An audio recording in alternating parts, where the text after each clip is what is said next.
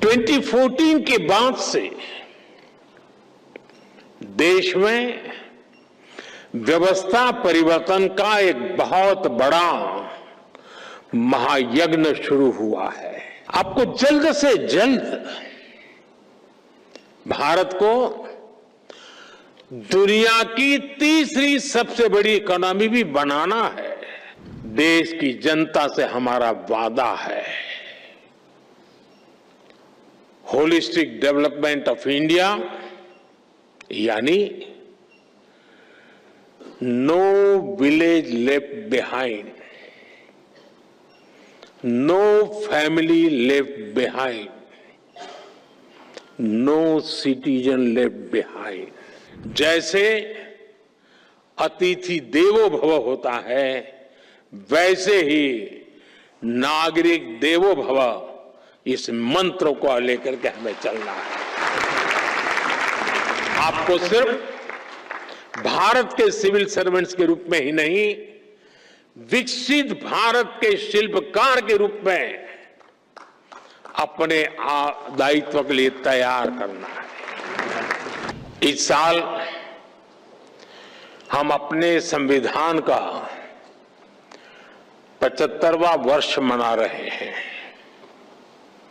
और ये सरदार वल्लभ भाई पटेल जी की 150वीं जयंती का भी साल है। 21 अप्रैल 1947 को सरदार वल्लभ भाई पटेल ने आप सभी को स्टील फ्रेम ऑफ इंडिया कहा था। उन्होंने स्वतंत्र भारत की ब्यूरोक्रेसी की नई मर्यादाएं तय की थी। एक ऐसा सिविल सर्वेंट जो राष्ट्र की सेवा को अपना सर्वोत्तम कर्तव्य माने,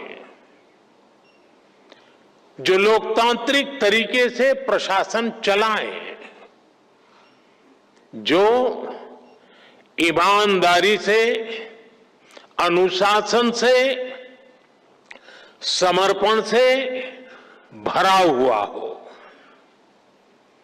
जो देश के लक्ष्यों के लिए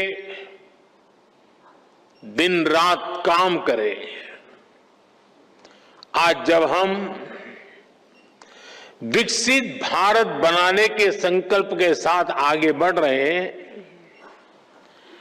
तो सरदार वल्लभ भाई पटेल की ये बातें और ज्यादा प्रासंगिक हो जाती हैं। मैं आज सरदार साहब के विजन को नमन करता हूं और उनको भावभीनी श्रद्धांजलि भी देता हूं।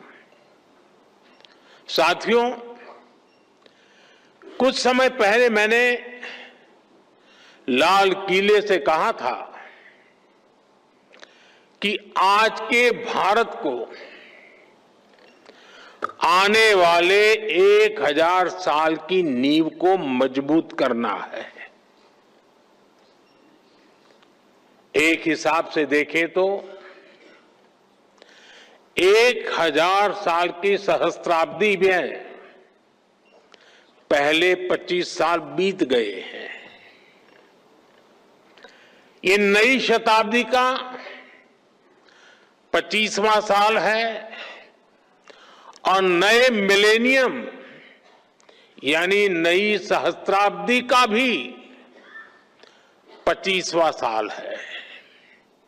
हम आज जिन नीतियों पर काम कर रहे हैं, जो निर्णय ले रहे हैं, वो 1000 साल का भविष्य तय करने वाले हैं। हमारे शास्त्रों में कहा गया है, यथा ही एकेन चक्रेण नरथस्य गति ही भवेत, एवं पुरुष कौर्ण बिना दैवम न सिद्ध्यति। यानी जैसे एक चक्र से रथ नहीं चल सकता है, उसी प्रकार बिना मेहनत के सिर्फ भाग्य के भरोसे सफलता नहीं मिलती। विकसित भारत के हमारे लक्ष्य की प्राप्ति के लिए भी विकास रथ के हर चक्र को मिलकर चलना है। दृढ़ प्रतिज्ञ होकर हर दिन हर क्षण इस लक्ष्य के लिए काम करना है। लक्ष्य को प्राप्त करने के लिए जीना है, जिंदगी खपानी है। साथियों, आज हम पूरी दुनिया को तेज गति से बदलते हुए देख रहे हैं। अपने परिवार में भी आप देखते होंगे कि परिवार में अगर 10-15 साल का बच्चा है और जब उससे बात करते हैं तो आप फील करते हैं आप आउटडेटेड हैं। ये इसलिए होता है क्योंकि समय बहुत तेजी से बदल रहा है। हर 2-3 साल में गैजेट्स कैसे बदल रहे हैं,